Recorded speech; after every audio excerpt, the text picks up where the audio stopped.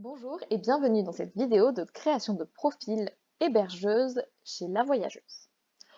Pour commencer, si vous êtes rendu à cette étape, c'est que vous avez dû remplir les premières étapes de création de profil en tant que membre et donc vous devez tomber sur cette page d'étape terminée.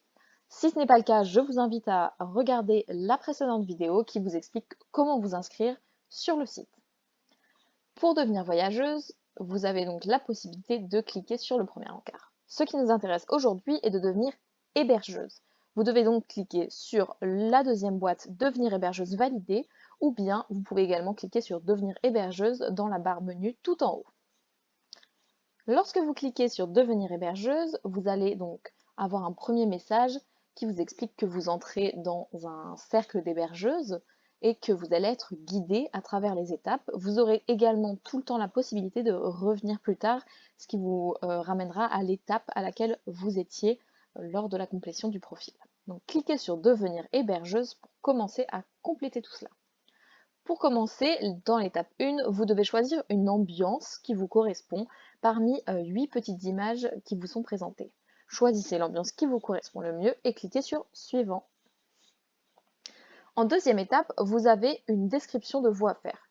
Effectivement, vous avez déjà fait une première description qui était plutôt courte lors de la création du profil, et ici, il vous est demandé d'en faire une plus longue, entre 200 et 500 caractères cette fois, où vous allez expliquer plus en détail ce que vous aimez faire, qui vous êtes en général, et votre entourage, votre environnement, etc. Vous avez par exemple un petit exemple juste en dessous.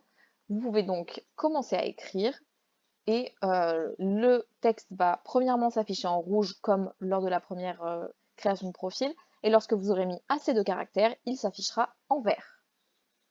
Comme vous pouvez le voir, le texte est passé à 228 caractères, donc en vert juste ici. Vous pouvez donc maintenant cliquer sur Suivant et passer à l'étape d'après.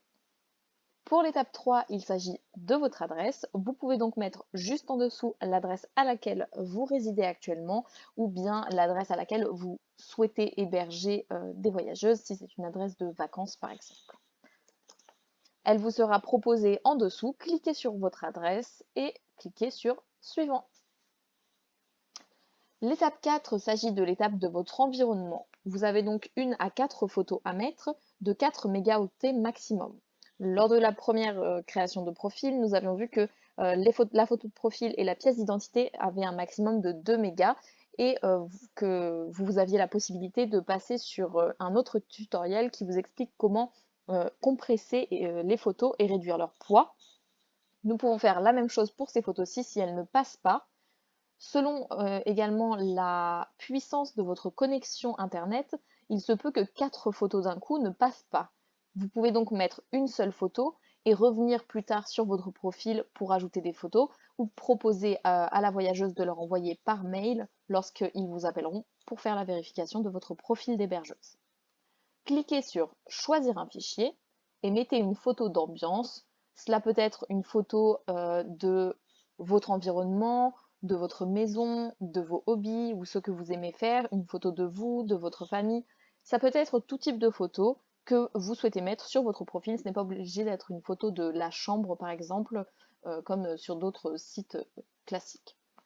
Vous pouvez ensuite cliquer sur Suivant, avec une photo minimum, bien sûr, et vous arriverez à l'étape 5. Lors de l'étape 5, il vous est ensuite demandé de préciser quelques spécificités, comme si vous fumez à la maison ou vous acceptez que l'on fume chez vous, si vous vivez seul ou non, si vous avez un ou plusieurs animaux, et si vous proposez une chambre individuelle pour les voyageuses ou non. Cliquez sur ce qui vous concerne et cliquez sur Valider. Vous pouvez également laisser tout non cliqué si vous n'avez rien qui vous concerne et terminer le profil en cliquant sur Valider. À partir de là, vous aurez rempli toutes les étapes. Votre hébergement passera en cours de validation et donc sera envoyé à l'équipe de la voyageuse. Comme précisé ici, les voyageuses auront la possibilité de prendre en contact avec vous dès que l'équipe aura validé votre profil.